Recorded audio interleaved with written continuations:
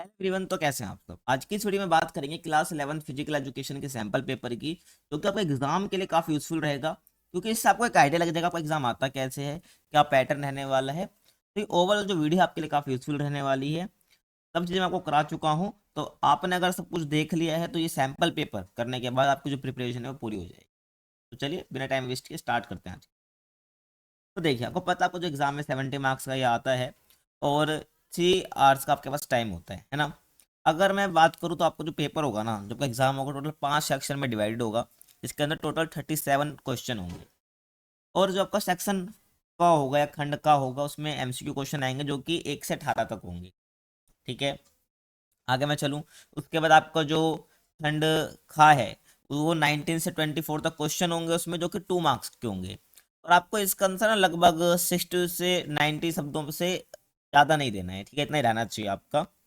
और आपको 6 क्वेश्चन मिल रहे होंगे, तो आपको 5 क्वेश्चन करने हैं। ठीक है ना, 6 में से 5 क्वेश्चन ही करने होंगे। उसके बाद आपका सेक्शन सी है या खंड गा है, उसमें 25 से 30 तक उसका सीरियल नंबर होगा, क्योंकि 3 मार्क्स के रहने वाले। इसका आपको वर्ड लिमिट 100 से 150 शब्दों की होगी, और इससे एक्स्ट्रा आपको नहीं लिखना है।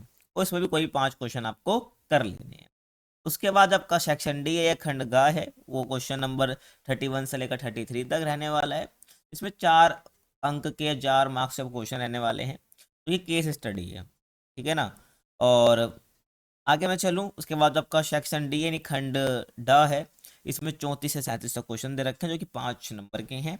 और इसमें वर्ड लिमिट आपके लगभग 200 से 300 रहने वाली। ठीक है ना, इससे ज़्यादा आपको नहीं बढ़ना है। तो कोई भी 3 क्वेश्चन आपको इसमें कर लेने हैं। समझ आ गया। तो फिर पहले सेक्शन की बात कर लेते हैं, खंड का की। देखो, आपको जो पहला क्वेश्चन है ना, आपको इमेज बेस्ड दे रखा है कि आपको ये बताना है कि खेल में किस तरह की बदलती प्रवृत्ति दिखाई दे रही है। आपके फर्स्ट चैप्टर में टॉपिक था ये। आपको ये बताना है इमेज को देख के आपको कौन सी प्रवृत्ति नजर आ रही है बदलती हुई। ठीक है ना।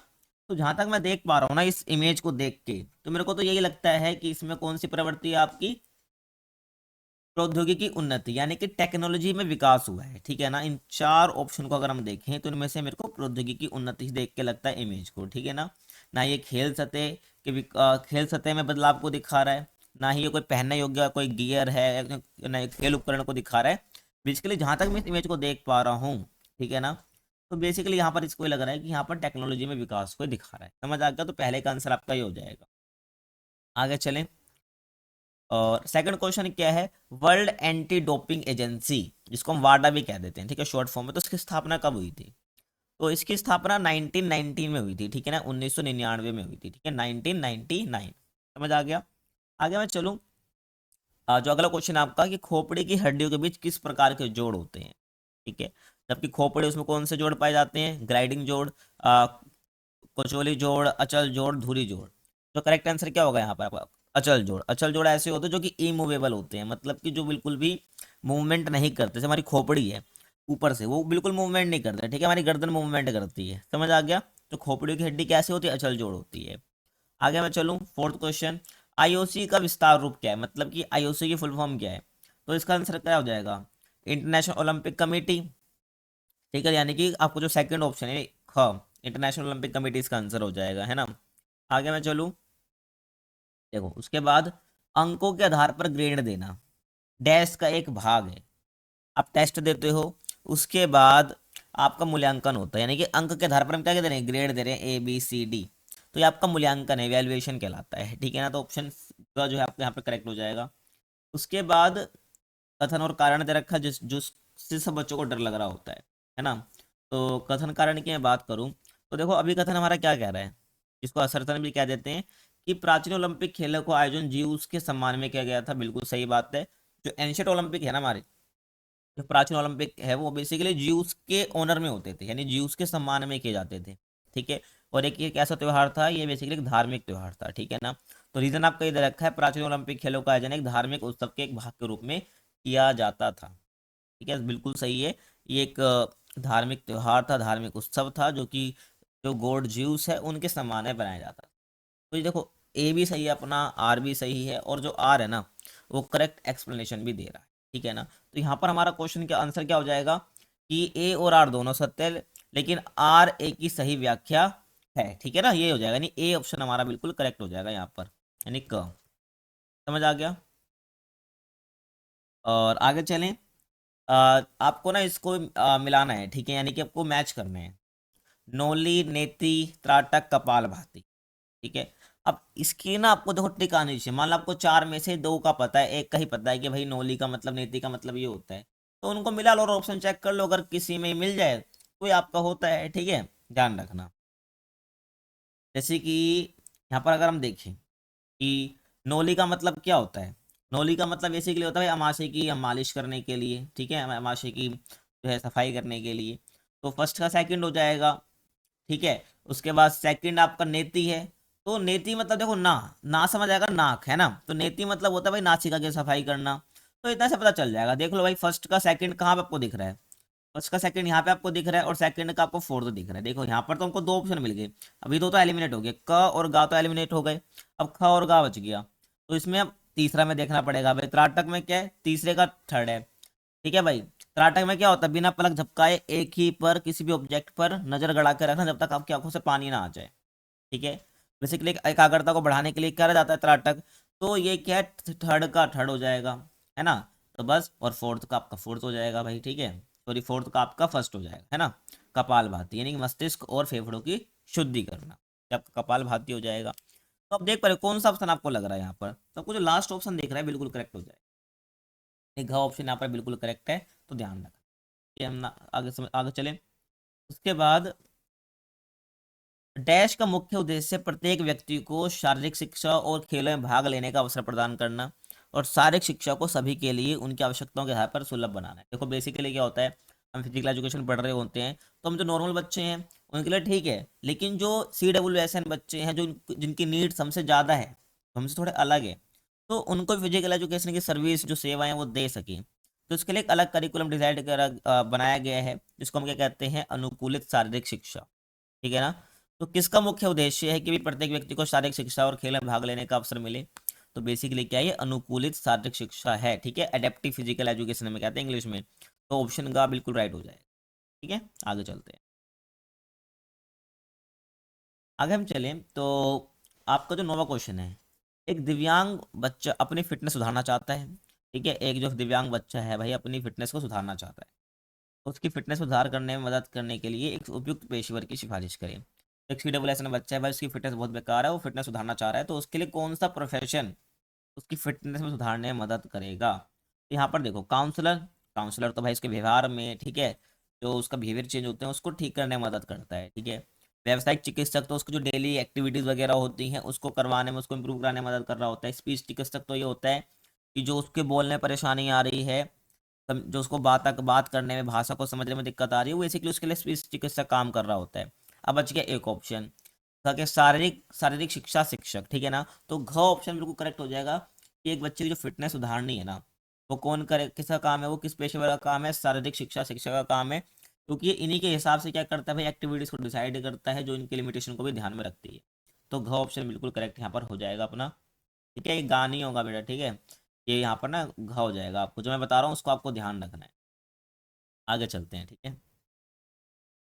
उसके बाद विश्व स्वास्थ्य संगठन WHO स्वास्थ्य को डैश के रूप में परिभाषित करा जाता है, ठीक है। आपको जो WHO है इसको किस रूप जो है, ये विश्व स्वास्थ्य संगठन स्वास्थ्य को किसके रूप में परिभाषित करता है, मतलब कि अगर हम देखें कि हेल्थ है क्या, किसके अकॉर्डिंग, WHO के अकॉर्डिंग, तो आपको ये बताना है, ठीक है ना। तो देखो स्वास्थ्य के लिए बेसिकली हम क्या कहते हैं, WHO क्या कहता है कि आप मानसिक रूप से, सामाजिक रूप से, ठीक है, शारीरिक रूप से तो आप हेल्दी हो ही, ठीक है, कल्याण है आपका। और ये नहीं कि बीमारी, आप क्या कहते हैं जनरली लोग क्या कहते हैं, कोई बीमारी नहीं है तुमको तो तुम स्वस्थ स्वस्थ हो, नहीं। लेकिन WHO ये कहता है भाई आप शारीरिक, मानसिक और सामाजिक कल्याण की स्थिति और बीमारी भी ना हो, ठीक है ना, तो आप क्या हो, हेल्दी हो, ठीक है, ध्यान रखना। तो आपका जो यहाँ पर ना गो ऑप्शन है बिल्कुल, कि पूर्ण शारीरिक, मानसिक और सामाजिक कल्याण की स्थिति और ना केवल बीमारी, दुर्बलता की अनुपस्थिति, ठीक है ना। तो कहने का मतलब ये है, ये सब होना, ठीक है, शारीरिक, मानसिक, सामाजिक कल्याण और बीमारी भी ना हो। और तुम क्या, तुम्हारे पास बीमारी नहीं है और तुम मानसिक रूप से बहुत परेशान हो, तुम्हारी मेंटल हेल्थ बेकार है, तो तुम स्वास्थ्य नहीं कहलाओगे, ठीक है, स्वास्थ्य तुम नहीं कहलाओगे, समझ आ गया, हेल्दी नहीं कहलाओगे, ये आपको ध्यान रखना है। उसके बाद एक लड़का है, ठीक है, एक लड़के का वजन 35 किलोग्राम है, तो 35 किलोग्राम डैश का एक उदाहरण है।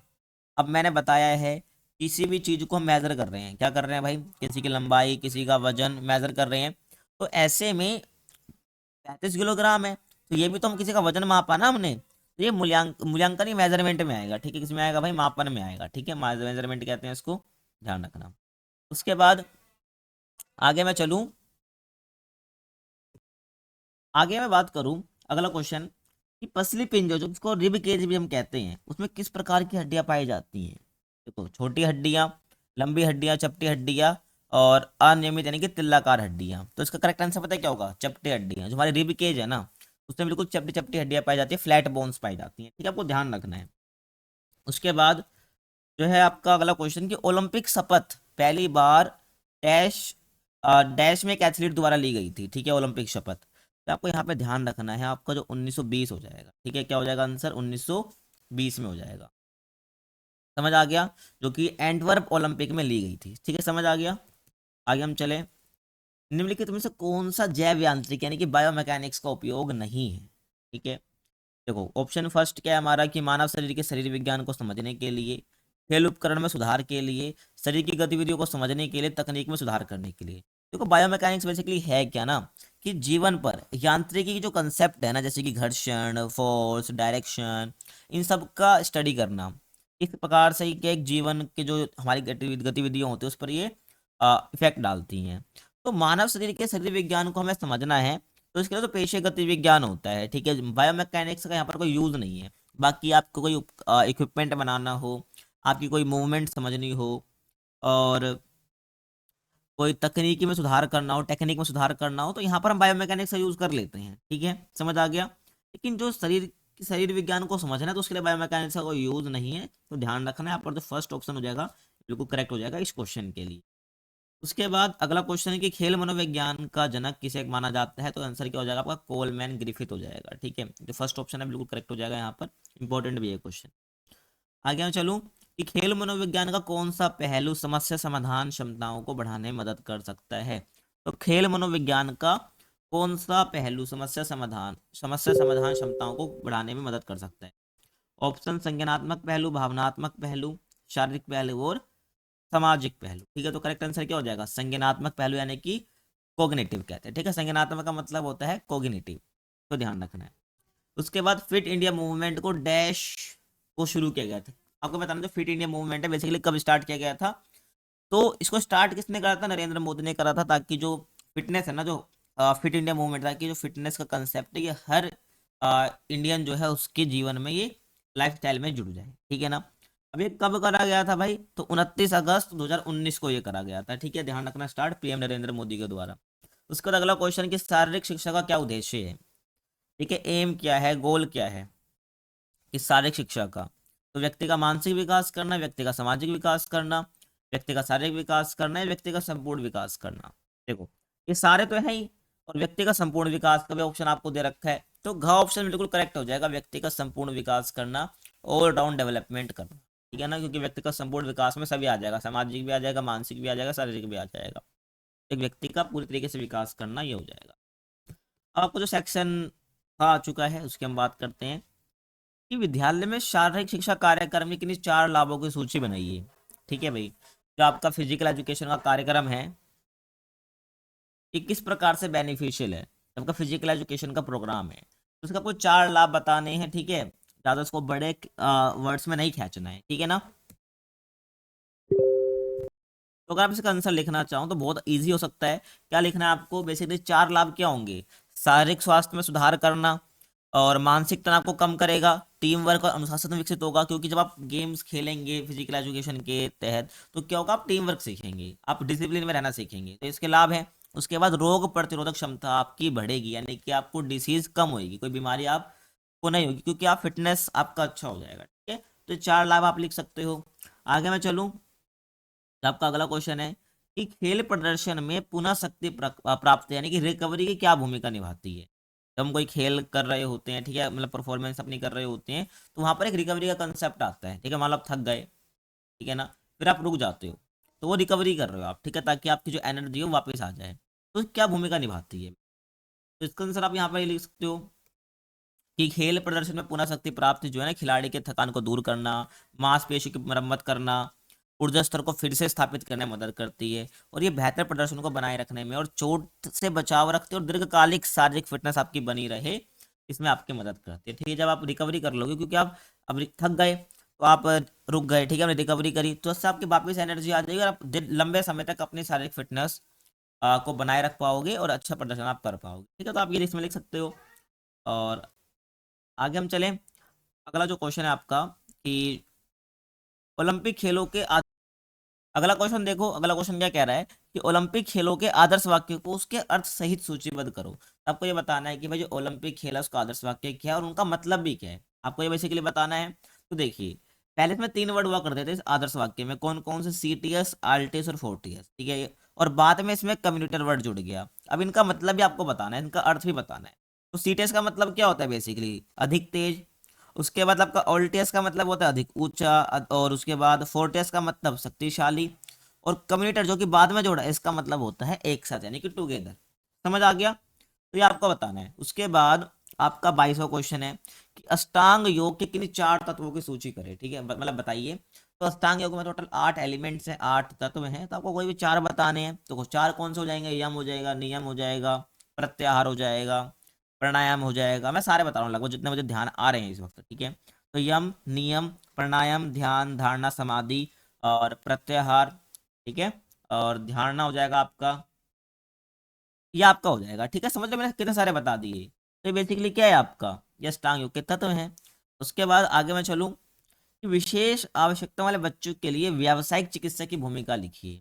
आपको ऑक्यूपेशनल थेरेपिस्ट होता है, यानी विशेष आवश्यकता वाले बच्चों के लिए जो व्यावसायिक चिकित्सक होता है, जिसको इंग्लिश में ऑक्यूपेशनल थेरेपिस्ट कहते हैं, इसकी भूमिका बेसिकली क्या होती है, इसका रोल क्या होता है CWSN वाले बच्चों के लिए। तो बेसिकली इसका काम क्या होता है कि जो बच्चे इस चीज़ से जूझ रहे हैं ना, CWSN वाले, तो उनके लिए बेसिकली जो डेली एक्टिविटीज होती है, जैसे लिखना, नहाना, खेलना, इन सब में इम्प्रूवमेंट देना, ठीक है, इन सब में इनकी मदद करना, ये हो जाएगा। और उनकी जो मोटर स्किल्स होती हैं, ठीक है, जो उनके गामक कौशल्स होते हैं, जो गामक कौशल क्या होता है, जो कि अपने जो उनकी मसल्स होती हैं, जो मांसपेशी होती है, उनको कंट्रोल कर सके, वो जो मूवमेंट करना चाहे, जैसे कि चलना, घूमना, कूदना, ये सब वो कर पाए, तो उनकी मोटर स्किल्स यानी गामक कौशल में भी सुधार करते हैं। ये आपका हो जाएगा। उसके बाद अगला क्वेश्चन आपका 24वां क्वेश्चन क्या है कि श्वसन प्रणाली में विभिन्न अंग होते हैं, मतलब आपको जो पूरा रेस्पिरेटरी सिस्टम है उसमें बहुत सारे अंग होते हैं, इससे मिलकर पूरा आपका श्वसन प्रणाली बनती है। तो कोई भी 4 के नाम आपको लिखने हैं। 2 मार्क्स का क्वेश्चन है। देखो, नाक हो जाएगा आपका, मुख हो जाएगा आपकी, ग्रास नली हो जाएगी, ठीक है, उसके बाद आपके डायफ्राम हो जाएगा। तो बहुत सारे हैं, ठीक है ना, तब बता सकते हो। बाकी आपके लिए मैंने लिख दिए हैं, तो आप देखो, नाक हो जाएगा आपका, श्वास नली हो जाएगी, फेफड़े हो जाएंगे, ब्रोंकाई हो जाएगा, आपकी कूपिका हो जाएगी, बहुत सारे हैं, ठीक है, आप कोई भी लिख सकते हो। आगे हम चले, आगे आपका खंड गा आ जाता है, एक सेक्शन सी आ जाता है। आपको ये बताना है स्वास्थ्य और फिटनेस उद्योग में अपनाए जा सकने वाले किन 3 करियर विकल्पों की व्याख्या करें। आपको पता है फर्स्ट चैप्टर में आपका है ना कि शारीरिक शिक्षा में करियर, तो स्वास्थ्य और फिटनेस उद्योग में, फिटनेस कैटेगरी और हेल्थ कैटेगरी में कौन से 3 करियर विकल्प अपनाए जा सकते हैं, उसकी व्याख्या बेसिकली आपको करनी है। तो देखिए, अगर मैं आपको इसका आंसर बताऊं तो बहुत आसान हो जाएगा आपके लिए। देखो, फिटनेस ट्रेनर आप बन सकते हो, ठीक है, स्पोर्ट्स फिजियोथेरेपिस्ट आप बन सकते हो, और न्यूट्रिशनिस्ट आप बन सकते हो, ठीक है, मतलब न्यूट्रिशन के बारे में बताना, स्पोर्ट्स फिजियोथेरेपिस्ट बन सकते हो, फिटनेस ट्रेनर आप बन सकते हो, इनके बारे में थोड़ा थोड़ा आपको बता देना है, ठीक है। तो ये आपका हो जाएगा। आगे मैं चलूँ भाई, आगे हम चलें, अगला क्वेश्चन क्या कह रहा है कि ओलंपिज्म से आप क्या समझते हैं और किन्हीं 2 ओलंपिक मूल्यों को विस्तार से समझाइए। तो आपको पता है ओलंपिज्म बेसिकली क्या होता है कि खेलों के माध्यम से आप हमारे जीवन को समृद्ध बनाना। ये ओलंपिज्म मैंने बताया था आपको चैप्टर में। ओलंपिज्म का मतलब क्या, बेसिकली ओलंपिक गेम है तो गेम्स ही ना, तो गेम्स की मदद से, खेलों के माध्यम से हमारे जीवन को समृद्ध बनाना और हमें कुछ मूल्य सिखाना। वो मूल्य कौन कौन से उसको हमें बारे में बताना है। कोई 2 बताने हैं, 3 होते हैं ना, तो कोई 2 बताने हैं। जैसे कि आपका एक उत्कृष्टता हो जाएगा, और आपका आदर हो जाएगा, और एक तीसरा आपका क्या था, मित्रता था। तो 2 हो जाएंगे आपका। स्टार्टिंग के कौन से 2 बताने हैं ना। पहला आपका हो जाएगा उत्कृष्टता यानी कि एक्सीलेंस। तो इसका मतलब क्या होता है, बेसिकली वो खेलों में पार्टिसिपेट करना, अपना उच्चतम प्रदर्शन देना है।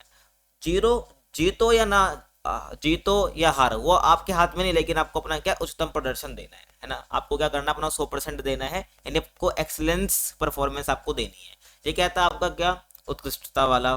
जो आपका ओलंपिक मूल्य है, जो ओलंपिक वैल्यू है। उसके बाद आपका आता है भाई क्या, आदर। तो आदर क्या होता है कि जो ओलंपिक खेल है ना, जो ओलंपिक मूल्य वाला कहता है कि आपको क्या करना है, वहाँ के जो नियम है, ठीक है, वहाँ पे जो ओलंपिक्स में जो एथलीट खेलने आ रहे हैं, हमें ये करना है, उनका आदर करना है। तो ये ओलंपिक मूल्य ये कहता है, ठीक है ना। और तीसरा आपका मित्रता है, ठीक है। तो मित्रता क्या कहता है भाई कि जितने भी वहाँ पर एथलीट्स आ रहे हैं, कि आपको एक मित्रता की भावना रखनी है, एक दोस्ती की भावना रखनी है, ठीक है। तो तीन है में से आपको दो को एक्सप्लेन करना है अच्छे से, मैंने बता दिया है आपको।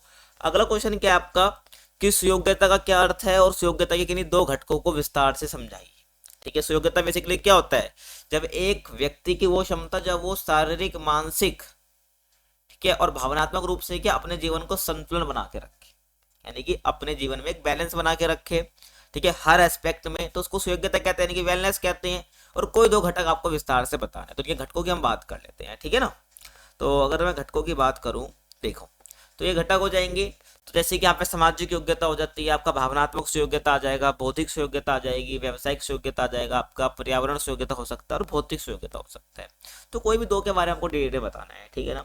जैसे कि मैं बात करूँ भावनात्मक सुयोग्यता, जो कि घटक है इसका मतलब क्या होता है कि पूरी तरीके से तनावों, भावनाओं पर नियंत्रण करने की क्षमता आपकी भावनात्मक सुयोग्यता होती है। देखो, सुयोग्यता मतलब आपका क्या, अपने भावनाओं पर शारीरिक रूप से या मानसिक रूप से बिल्कुल संतुलन बना के रख रखा है आपने। तो इसी का एक एस्पेक्ट है भावनात्मक सुयोग्यता, जिसमें मतलब क्या है, आपने जो टेंशन है, जो तनाव है, अपने जो इमोशन है, उस पर नियंत्रण करने की क्षमता भावनात्मक सुयोग्यता होती है, ठीक है ना। उसके बाद आपका आ जाएगा भाई बौद्धिक सुयोग्यता। इसका मतलब क्या होता है कि भाई किसी भी इंफॉर्मेशन को कुशलता से जानना और उस जानकारी को उपयोग करने की क्षमता। कुछ लोग क्या होते हैं, इन्फॉर्मेशन ले लेते हैं लेकिन उनको जिंदगी में अप्लाई करना नहीं आता है। तो बौद्धिक योग्यता ये कहते हैं भाई कि किसी भी चीज को जानना, किसी इन्फॉर्मेशन को, जानकारी को लेना और उसका जीवन में उपयोग करना की क्षमता, तो बौद्धिक योग्यता हो जाती है, ठीक है। आप देख सकते हो, बाकी मेरे को क्वेश्चन में दो बोले थे, मैंने आपको दो बता दिए हैं। और डिटेल में जानता भाई चैप्टर पढ़ लो, ठीक है ना। आगे चले, अगला क्या है कि एक तालिका बनाइए, ठीक है। और अगला क्वेश्चन 28 है आपका, और शारीरिक शिक्षा में किन्हीं तीन प्रकार के परीक्षणों और उनकी विशेषताओं का उल्लेख कीजिए, ठीक है। तो आपको क्या करना है भाई, आपको एक टेबल बनानी है जिसमें आपको टेस्ट बताने और उनकी विशेषता आपको बेसिकली बतानी है। तो बता देते हैं, ठीक है। तो आपका अगला क्वेश्चन देखो, ये तो परीक्षण के नाम ये रहे आपके सामने और ये आपकी विशेषता है, ठीक है ना। तो पहला आपका क्या हो जाएगा भाई, सहन शक्ति परीक्षण, लचीलापन परीक्षण और शक्ति परीक्षण। अब इनके बारे में ना पढ़ोगे 12th क्लास में, ठीक है, इन परीक्षण के बारे में कैसे करा जाता है इनको। तो अगर मैं सहन शक्ति परीक्षण की बात करूं, तो सहन शक्ति यानी कि एंड्योरेंस, ठीक है ना। तो सहन शक्ति का परीक्षण किस लिए करा जाता है, आपकी क्षमता को मापने के लिए, ठीक है, आपकी कि आप कितनी देर तक बिना थके काम कर सकते हैं। तो सहन शक्ति का परीक्षण इसलिए करा जाता है। उसके बाद लचीलापन परीक्षण, यानी कि शरीर की फ्लेक्सिबिलिटी को आंकता है ये। और शक्ति परीक्षण यानी कि आपकी मांसपेशियों की ताकत को दर्शाता है, ये मापता है कि किस प्रकार से आपकी मांसपेशी कितनी पावरफुल है, कितनी मजबूत है। समझ आ गया, आगे चलते हैं, ठीक है भाई। उसके बाद आपका अगला क्वेश्चन, किन्हीं 6 प्रकार की शारीरिक गतिविधियों को स्पष्ट कीजिए। तो आपको ये बताना है कि भाई कोई भी 6 प्रकार, कोई 6 स्टेप्स की कोई भी फिजिकल एक्टिविटी या शारीरिक गतिविधि बता दो, ठीक है। तो 6 प्रकार की कौन कौन सी हो सकती है, देखते हैं। देखो, एरोबिक व्यायाम हो जाएगा आपका, स्ट्रेंथ ट्रेनिंग हो जाएगा, लचीलापन व्यायाम हो जाएगा, संतुलन अभ्यास हो जाएगा, खेलकूद की गतिविधि हो जाएगी आपकी, योग और ध्यान हो जाएगा। तो और भी आप लिख सकते हो जो कि फिजिकल एक्टिविटी में आता है, ठीक है। तो मैंने आपको बता दिया, इनको आप एक्सप्लेन कर सकते हो अपने हिसाब से। मैं यहाँ पर आपको शॉर्ट में इसलिए बता रहा हूँ क्योंकि ये सब बातें मैंने डिटेल में आपको बता रखी है हर जगह। ये होता है बस क्वेश्चन किस प्रकार के आ रहे हैं, ठीक है ना। उसके बाद अगला क्वेश्चन क्या आपका कि टीम सामंजस्य को परिभाषित करें, ठीक है। और खेलों में टीम सामंजस्य के किन्हीं 4 लाभों का उल्लेख कीजिए। कि भाई टीम सामंजस्य बेसिकली होता क्या है और टीम सामंजस्य के कोई 4 बेनिफिट या लाभ आप बता दो। देखो, टीम सामंजस्य क्या होता है ना, जब हम क्या किसी भी लक्ष्य को प्राप्त करने के लिए समूह में काम कर रहे होते हैं, ठीक है, एकता बना के काम कर रहे होते हैं, उसको टीम सामंजस्य कहते हैं। इसके लाभ क्या हो जाएंगे भाई, तो इसके लाभ मैं आपको बता देता हूँ, ठीक है। देखो, ऐसे परिभाषा भी देख लो कि टीम सामंजस्य का मतलब होता है कि टीम के सदस्यों के बीच आपसी सहयोग और तालमेल, और इससे क्या होता है किसी लक्ष्य को हम आसानी से प्राप्त कर सकते हैं, है ना। 4 लाभ क्या हो जाएगा, बेहतर प्रदर्शन। किसी काम को जब एक व्यक्ति करता है और उसी काम को जब 2 व्यक्ति करते हैं तो प्रदर्शन को क्या होता है, बेहतर होता है और अच्छा होता है, ठीक है ना। तो प्रदर्शन बेहतर होता है। सामूहिक लक्ष्य प्राप्ति में सहायता, यानी कि कोई लक्ष्य है उसको क्या है, जो सभी समूह का लक्ष्य होता है, देखो सामूहिक सामंजस्य का मतलब कोई एक लक्ष्य के पीछे सारे पूरा समूह काम कर रहा है, पूरा ग्रुप काम कर रहा है, तो सामूहिक लक्ष्य बन जाता है। तो सामूहिक लक्ष्य को प्राप्ति में सहायता हो जाती है, ठीक है, टीम सामंजस्य से। उसके बाद मनोबल में वृद्धि होती है। मनोबल मतलब क्या, उनका मोटिवेशन बढ़ता है, ठीक है, उनको काम करने की इंस्पिरेशन और बढ़ती है, क्योंकि उनको दिख रहा होता है कि जो हमारा ग्रुप के अदर मेंबर्स हैं टीम के, वो काम कर रहे हैं तो हमें भी करना चाहिए, तो उनका मनोबल बढ़ता है, ठीक है, ये इसके लाभ हो गए। उसके बाद रणनीति और संचार में सुधार, ठीक है, रणनीति क्या हो जाएगी, बेसिकली जो स्ट्रेटेजी वो बना रहे हैं कैसे उस काम को हम फटाफट कर सकते हैं, इस प्रकार की रणनीति। और संचार यानी कि कम्युनिकेशन उनके बीच में। तो टीम सामंजस्य से क्या होता है कि वो रणनीति और स्ट्रेटेजी अच्छी बन पाती है अपने लक्ष्य को प्राप्त करने के लिए, जो जिसके लिए उन्होंने टीम बनाई है, और उनके बीच में कम्युनिकेशन में भी सुधार होता है। ये लाभ हो जाएंगे, ठीक है भाई, 4 ध्यान रखना।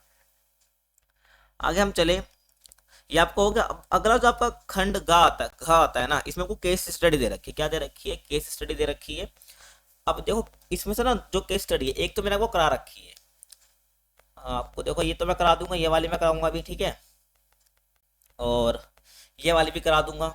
उसके बाद आगे चले, ये जो केस स्टडी है ना, मैंने आपको करा रखी है, इसके लिए आप वीडियो देख लेना, ठीक है, इसके लिए आप वीडियो देख लेना, मैंने करा रखी है आपको, केस स्टडी वाली वीडियो देख लेना भाई, हाँ मैंने आपको ये करा रखी है। तो ये केस स्टडी देखते हैं, ठीक है भाई। पहली जो आपका खंड घा की है, आपको बताना है कि दिए गए चित्र के संबंध में निम्नलिखित प्रश्नों के उत्तर दीजिए। तो आपके एग्जाम में भी ऐसी केस स्टडी आएगी, इसलिए मैंने आपके लिए वीडियो बना रखी है वाली। तो देखो ये चित्र फर्स्ट हो गया, चित्र सेकंड हो गया, जिसमें एक बच्चा, पहले जो चित्र है उसमें एक स्ट्रेच करता हुआ दिख रहा है हमें, ठीक है, और एक बच्चे क्या रस्सी को खींच रहे हैं दोनों साइड से। तो पहला क्वेश्चन जो का है ना इसका, तो पूछ रहा है कि चित्र एक में दिखाई गई गतिविधियों को करने के लिए फिटनेस के किस घटक की आवश्यकता है। देखो भाई, अगर मैं चित्र एक को देखता हूँ, इस वाले को, ठीक है, जो एक हमें स्टिक डायग्राम दिख रहा है, ठीक है, बच्चे वाले चित्र की बात नहीं कर रहा, जो आपके बगल राइट हैंड साइड पे होगा, ठीक है। तो यहाँ पर हमको दिख रहा है इसने एक टांग पीछे कर रखी है और एक आगे कर रखी है, जो कि मेरे को लग रहा है स्ट्रेच कर रहा है। तो यहाँ पर ये सारे और ये फिटनेस के लचक लचक घटक को दिखा रहा है, ठीक है ना, ध्यान रखना भाई। शारीरिक फिटनेस के बहुत सारे लचक घटक होते हैं, ठीक है, जैसे कि आपका लचक हो गया, सहन क्षमता हो गया, तालमेल योग्यता हो गया, तो बहुत सारे हैं, ठीक है, शक्ति हो गया, गति हो गया। तो आपसे पूछा कौन सा घटक है ये, तो ये कौन सा हो जाएगा भाई, ये स्ट्रेचिंग कर रहा है, तो यहाँ पर मेरे को मेरे हिसाब से क्या होगा, तो आंसर भी यही होगा उसका कि लचक हो जाएगा, ठीक है ना, ध्यान रखना, फ्लेक्सिबिलिटी घटक को दिखा रहा है। उसके बाद चित्र 2 के अनुसार विरोधी को रस्सी के माध्यम से खींचने के लिए शारीरिक पुष्टि के किस घटक की आवश्यकता होती है। देखो यहाँ से वो खींच रहा है, एक ओपोनेंट वहां से खींच रहा है और यहाँ से खींच रहे हैं बच्चे, ठीक है, एक दूसरे से खींच रहे हैं।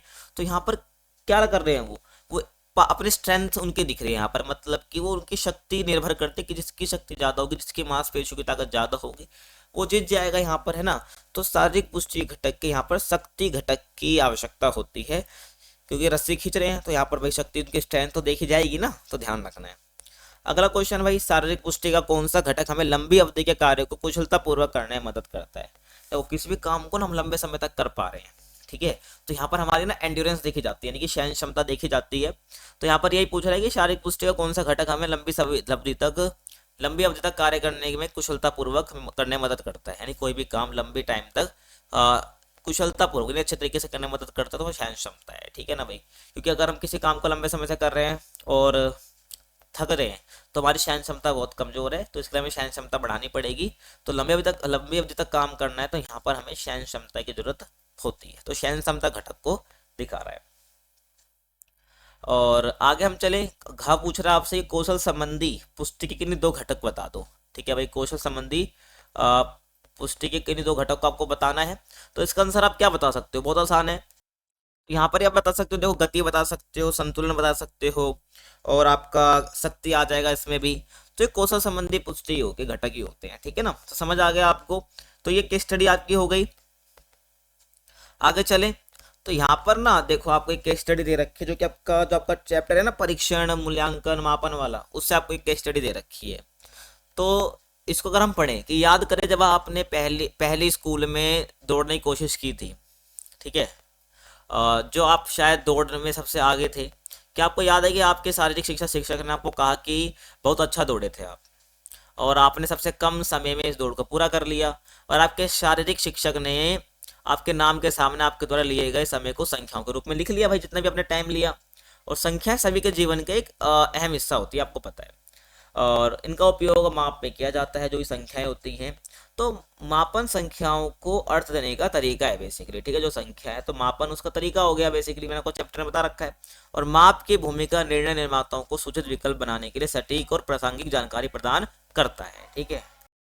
तो यहाँ पर आपको बेसिकली किसके बारे में बता रखा है, आपको परीक्षण के बारे में बता रखा है, और ज्यादा भी कहूँ तो आपको मेजरमेंट यानी मापन के बारे में बता रखा है, और मूल्यांकन के बारे में बता रखा है ना। तो तीनों चीजों के बारे में हमको यहाँ पर बेसिकली बता रखा है। अब इसी के बेस पर कुछ क्वेश्चन आपको दे रखे हैं, ठीक है।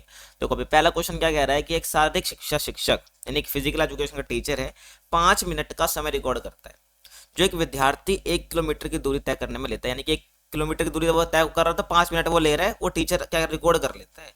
तो ये एक डैश का उदाहरण है।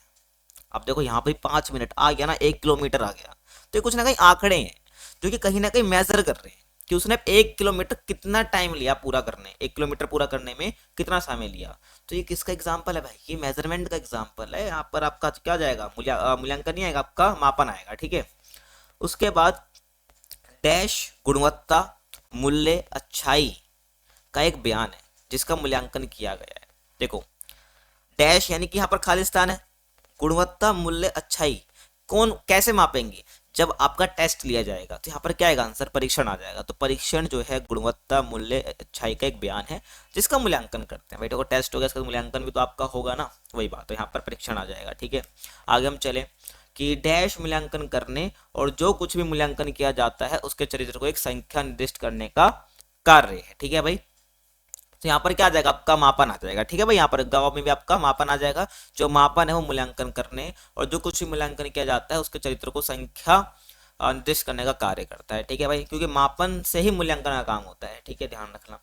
आगे मैं चलूँ भाई, एक डैश एक उपकरण है जिसका उपयोग किसी विशेष माप को मापने के लिए किया जाता है। भाई कोई मेजरमेंट है, हमें किसी माप को मापना है तो उसके लिए एक उपकरण का यूज करा जाता है। उसको क्या बोलते हैं, उसको बोलते हैं भाई स्केल बोलते हैं, ठीक है ना, ध्यान रखना। या मापनी बोलते हैं। तो एक मापनी एक उपकरण होता है, या उपकरण है, या एक स्केल एक उपकरण होता है जिसका उपयोग किसी विशेष माप को मापने के लिए किया जाता है। वो स्केल अलग अलग मेजरमेंट के लिए अलग अलग हो सकता है, ठीक है ना। समझ आ गया भाई, ये केस स्टडी अपनी कंप्लीट हो गई। और ये वाली मैंने करा रखी है, ठीक है ना, 33 मिनट की वीडियो बना रखी है, उसको देख लेना। प्लेलिस्ट बना रखी है, उसमें आपको लास्ट में वीडियो मिल जाएगी वाली, देख लेना वहां से, ठीक है। आगे मैं चलूँ भाई, आपका जो लास्ट आपका जो सेक्शन है कि योग का अर्थ बताइए और नियमित योग अभ्यास के किन्हीं 4 लाभों की व्याख्या कर दीजिए, ठीक है ना भाई। देखो योग का बेसिकली क्या होता है, अलग अलग जो हुए हैं उन्होंने क्या बता रखा है, योग की डेफिनेशन बता रखी है, जैसे कि योग कर्मसु कौशलम, ठीक है, चित्त वृत्ति ही निरोध क्या योग है। तो ये सब योग के अर्थ आपको बता सकते हो, ठीक है, अलग अलग जो लोगों ने बताए हैं, ठीक है भाई। महर्षि पतंजलि ने बताए हैं, भगवत गीता के अनुसार कुछ है। बाकी अगर योग का मतलब मैं बताऊं तो ये क्या है, बेसिकली मन आत्मा को शांति, अपने मन मस्तिष्क को शांति प्राप्त करना, ठीक है, नियमित अभ्यास करते रहना। तो ये क्या है, योग कहलाता है ना। और नियमित योग अभ्यास से क्या 4 लाभ क्या हो सकते हैं, 4 क्या बहुत सारे लाभ होते हैं। जैसे कि आपकी एकाग्रता में वृद्धि होती है, आप आप रोग मुक्त रहते हैं, आपका स्वास्थ्य अच्छा रहता है, ठीक है, आप सक्रिय ज्यादा हो जाते हो, आप तनाव मुक्त आप हो जाते हो। तो ये बहुत सारे लाभ हैं इसके, आप लिख सकते हो, ठीक है। आगे हम चले, अक्षमता और विकार। देखो अक्षमता मतलब और विकार मतलब दोनों अलग अलग होता है, ठीक है भैया। तो ध्यान रखना, अक्षमता मतलब डिसेबिलिटी हो गया, विकार मतलब डिसऑर्डर हो गया। तो दोनों कैसे एक दूसरे से अलग हैं, वो किसी एक प्रकार की अक्षमता और उसके कारणों का वर्णन आपको करना है, ठीक है ना भाई। देखो अक्षमता क्या है, बेसिकली जब आप कुछ काम करने में असफल है, आप कर नहीं पा रहे हो, वो आपकी डिसेबिलिटी हो जाएगी। विकार क्या है, बेसिकली जब एक कमी है, ठीक है ना, जो आपको आपके हेल्थ पर इम्पैक्ट डाल रही है, और इसको अगर हम नहीं सुधार पाएंगे तो आगे जाकर क्या डिसऑर्डर यानी सॉरी अक्षमता में कन्वर्ट हो सकती है। तो दोनों अलग अलग हो गए। और कोई एक प्रकार की आपको अक्षमता बतानी है, जैसे कि आपकी दृष्टिहीनता हो जाएगी, आप देख नहीं पा रहे हो, आप चल नहीं पा रहे हो। तो बहुत सारी अक्षमता वैसे बता सकते हो। कारण क्या हो सकता है, दुर्घटना में किस दुर्घटना के कारण, अनुवांशिक कारण हो सकता है, यानी आप बचपन से ही ऐसे हो, पेरेंट्स से आपको मिल गया है। तो ऐसे बहुत सारे कारण आप बता सकते हो। बाकी आपको कैसा आंसर लिखना है बता देता हूँ मैं, ठीक है, तो आप लिख सकते हो, ठीक है। देखो अक्षमता क्या है, किसी व्यक्ति की मानसिक या शारीरिक कार्य करने सीमित क्षमता, यानी कि जो वो काम कर सकता था लेकिन अब वो नहीं कर रहा है, ठीक है ना, उसकी शारीरिक काम या मानसिक काम करने की क्षमता सीमित हो चुकी है। विकार जिसको हम डिसऑर्डर कहते हैं, क्या होता है, ये शरीर और मस्तिष्क की असामान्य स्थिति को दर्शाता है, जिसमें व्यक्ति का स्वास्थ्य प्रभावित होता है। मतलब कि जो उसका मस्तिष्क है, जो उसका वो नॉर्मल स्थिति में नहीं है, ठीक है, उसको एक डिसऑर्डर है। जैसे कि सब सोच पा रहे हैं, ठीक है, सब ढंग से बातें कर पा रहे हैं, लेकिन वो नहीं ढंग से सोच पा रहा है, तर्क नहीं कर पा रहा है, तो उसको डिसऑर्डर हो जाए, डिसऑर्डर कहेंगे, विकार कहेंगे, ठीक है ना। लेकिन अगर इसको नहीं सुधारा गया, इसको टाइम रहते नहीं देखा गया, तो आगे जाके अक्षमता बन सकता है, यानी कि इसको वो डिप्रेशन में जा सकता है। तो ऐसी ऐसी बात आपको ध्यान रखनी है, विकार डिसऑर्डर इस प्रकार से अलग हो जाएंगे। एक प्रकार की अक्षमता आपकी क्या हो जाएगी, दृष्टिहीनता हो जाएगी। कारण क्या हो सकते हैं, जन्मजात दोष हो सकता है, मतलब कि बचपन से उसको ऐसा है, कोई चोट या दुर्घटना के कारण हो गया हो। आंखों में संक्रमण, ये दृष्टिहीनता के हिसाब से बता रहा हूँ, और बाकी अलग अलग आप हिसाब से बता सकते हो, और बहुत सारे हो जाएंगे, ठीक है। आंखों में संक्रमण यानी कि आंखों में कोई संक्रमण फैल गया हो किसी से। वृद्धावस्था संबंधी समस्या यानी कि कोई कि आपकी जो अवस्था वो वृद्ध हो चुकी हो, तो वो समस्या आपको आ रही हो, ठीक है। या आपको अनुवांशिक तौर पर हो सकता है, मैंने बताया ना, यानी कि पेरेंट से आपको मिल गया हो, तो ये आप बता सकते हो अक्षमता के कारण, ठीक है, जिससे हो जाती है। ठीक है भाई, समझ आ गया, ये आपका हो जाएगा। आगे चलते हैं, ठीक है। उसके बाद है भाई आपका अगला क्वेश्चन कि हृदय का नामांकित चित्र बनाइए, ठीक है, और परिसंचरण तंत्र यानी कि सर्कुलेटरी सिस्टम, लेकिन ये 3 महत्वपूर्ण कार्यों की व्याख्या करिए, ठीक है भाई। अब हार्ट का चित्र तो आपको खुद बनाना पड़ेगा, ठीक है, उसका नाम के साथ, ठीक है भाई। तो देख लेना अपनी बुक में आपका होगा हार्ट का, उसको एक बार बना लेना, वैसे आपके एग्जाम में शायद ही आएगा, ठीक है ना, आपका वो डायग्राम बनाने का, लेकिन अब देख लेना, ठीक है, एक बार। तो अब परिसंचरण तंत्र के कोई 3 कार्य आपसे पूछे, देखो, पहला कि शरीर के विभिन्न भाग तक रक्त को पहुंचाना, ठीक है। दूसरा, शरीर के विभिन्न भागों को रक्त के माध्यम से ऑक्सीजन पहुंचाना। तीसरा, कि जितने भी पोषक तत्व है उसको विभिन्न बॉडी पार्ट्स तक पहुंचाना। ये हो गया आपका। अगर बता सकते हो कि शरीर के विभिन्न भागों से जो वेस्ट है, यानी कि जो हमारा डीऑक्सीजनेटेड ब्लड है, ठीक है ना, यानी कि ऑक्सीजन युक्त जो आपका रक्त है उसको वापिस हट तक लेके आना, ठीक है। तो ये क्या हमारे परिसंचरण तंत्र के 3, मैंने 4 बता दिए हैं, ठीक है ना, तो ये काम हो जाएंगे, आपको ध्यान रख लेना है। समझ आ रहा है भाई। उसके बाद आपका 37वां क्वेश्चन जो है, लास्ट क्वेश्चन है आपका, कि खेल प्रशिक्षण शब्द को परिभाषित कीजिए। और एक प्रभावी प्रशिक्षण कार्यक्रम तैयार करते समय एक प्रशिक्षक को किन खेल प्रशिक्षण सिद्धांतों को ध्यान में रखना चाहिए, कोई 4 आपको बताने हैं। मैंने वीडियो में 10 बता रखे हैं, ठीक है भाई, ध्यान रखना। मैंने हिंदी मीडियम की एक वीडियो बना रखी है जिसमें लगभग 3 घंटे की वीडियो है, तो उसमें मैंने ये बहुत टाइम लेके बताए हैं, और चैप्टर में ही बता रखे हैं। आप पढ़ने वाले होगे तो आपको समझ गए होंगे, ठीक है। तो बाकी खेल प्रशिक्षण होता क्या है कि किसी लक्ष्य को प्राप्त करने के लिए क्या, या उच्च प्रदर्शन को प्राप्त करने के लिए शारीरिक, मानसिक और भावनात्मक रूप से तैयार होने की प्रक्रिया को हम खेल प्रशिक्षण कहते हैं। समझ आ गया। तो आप बता सकते हो, और खेल प्रशिक्षण की अलग अलग डेफिनेशन होती हैं, ध्यान रखना। उसके बाद आपसे कोई 4 पूछे हैं, ठीक है, सिद्धांत जो कि एक प्रशिक्षक को अपनाने चाहिए। देखो, जैसे कि पहला बता सकते हो अति भार का सिद्धांत, यानी कि उसकी सहन क्षमता को बढ़ाने के लिए उस पर लोड ज्यादा देना, ठीक है ना, जिससे कि उसके प्रदर्शन में निखार आएगा।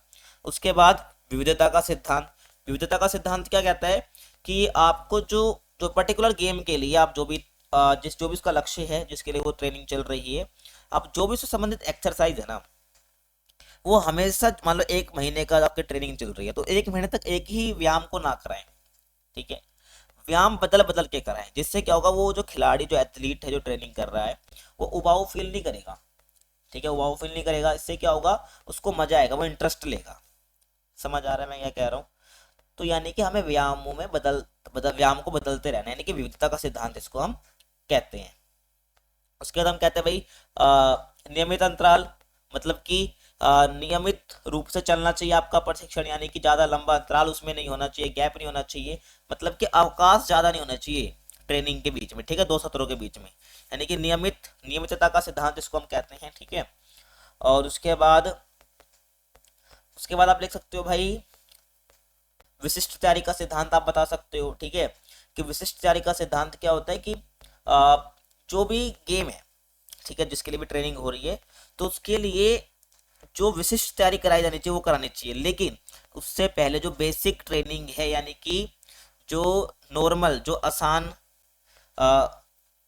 तैयारी करनी है, उसको करा देनी चाहिए, ठीक है, जो कि विशिष्ट तैयारी के नींव का रूप में काम करते हैं, ठीक है। जो विशिष्ट तैयारी, एडवांस लेवल की तैयारी आप कराओगे, तो उसकी नींव का काम, उसके लिए एक तरह से बेस फाउंडेशन का काम कौन करती है, वो नॉर्मल तैयारी करेगी, ठीक है, सामान्य तैयारी करेगी। तो सामान्य और विशिष्टता का सिद्धांत इसको हम कहते हैं, ठीक है ना भाई।